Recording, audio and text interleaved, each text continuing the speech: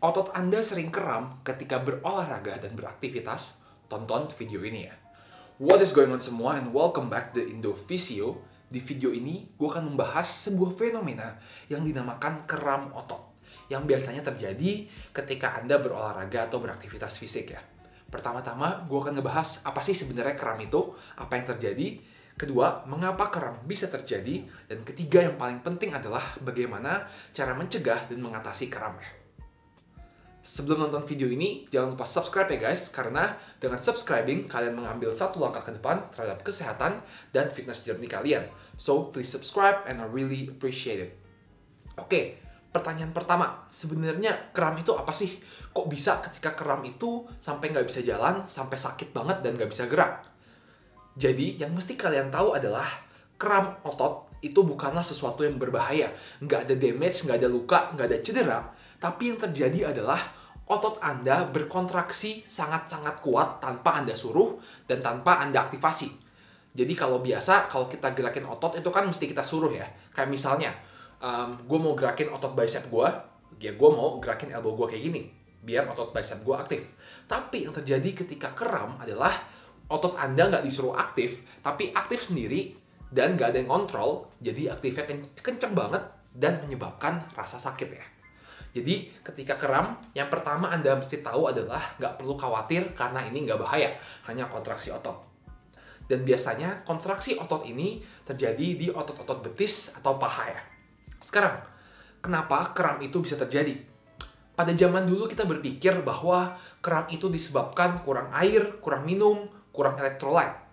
Dan biasanya saran orang ketika sering kram adalah, iya minum banyak air, atau minum ion-ion water ya. Tapi, studi-studi sekarang membuktikan bahwa air dan elektrolit nggak ada hubungannya sama sekali dengan kram. Jadi ketika kalian kram, itu bukan gara-gara kurang air, bukan gara-gara kurang elektrolit. Terus, apakah yang telah dibuktikan menyebabkan kram? Ada dua hal. Penyebab pertama kram adalah fatigue. Maksudnya apa? Maksudnya, fenomena kram ini lebih mungkin terjadi ketika Anda lagi capek, Anda lemes, lesu, dan nggak tenaga. Misalnya Anda kurang tidur, kurang istirahat, atau kurang makan. Ini meningkatkan risiko terjadinya kram. Yang kedua adalah, kram itu biasanya juga terjadi ketika Anda tiba-tiba menaikkan intensitas latihan kalian. Jadi kalau Anda biasanya nggak pernah lari, terus Anda tiba-tiba nge-sprint ya, cepet banget. Nah, ini bisa meningkatkan resiko terkena kram. Jadi, intinya adalah ketika intensitas latihannya naik, itu badan Anda kaget kalau naiknya terlalu besar. Dan ini menyebabkan ototnya kontraksi dan kram ya. Implikasinya adalah, untuk mencegah kram, ada dua hal yang harus Anda perhatikan. Yang pertama adalah fatigue. Ketika latihan, Anda harus fit, seger, bugar, sehat. Ketika Anda fit dan nggak fatigue, nggak lemes, ini menurunkan risiko terkena kram. Yang kedua adalah ketika Anda menaikkan intensitas latihan kalian, pastikan intensitasnya itu nggak naik langsung cepet banget ya. Pastikan intensitasnya itu naik pelan-pelan. Misalnya, ketika Anda nggak pernah latihan seumur hidup, Anda nggak pernah latihan perut dan nggak pernah olahraga, terus Anda langsung nge-plank 1 menit. Tentu saja ini susah. Intensitas latihannya dari nggak pernah ngapa-ngapain seumur hidup langsung ke plank 1 menit. Ini terlalu besar dan bisa menyebabkan kram otot juga ya. Sekarang, kalau Anda udah terlanjur kram, gimana cara mengatasinya? Gampang banget guys. Seperti yang gue bilang tadi, kram itu adalah kontraksi dari otot. Jadi, cara mengatasi otot yang berkontraksi dengan keras adalah dengan melakukan passive stretching. Jadi, kita harus men-stretching bagian yang kram tersebut. Tapi terkadang, ketika lagi kram, itu kan sakit banget, nggak bisa digerakin. Jadi biasanya Anda harus meminta orang lain untuk meng-stretching bagian yang kram tersebut. Tapi, kalau Anda bisa ngelakuinnya sendiri, bisa nahan rasa sakitnya, tentu ini tidak apa-apa ya. Oke, stretchingnya gimana?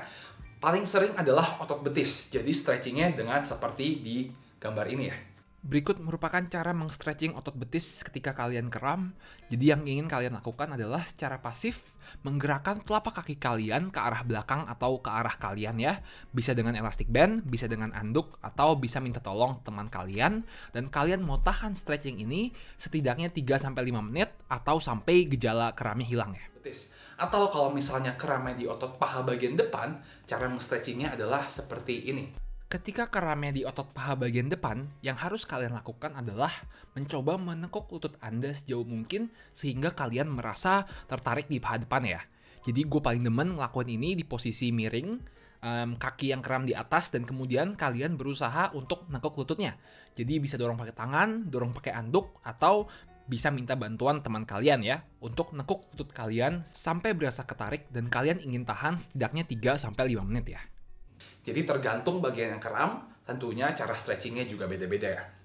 Oke, thank you guys for watching. Sekali lagi, kebanyakan kram yang terjadi itu nggak bahaya.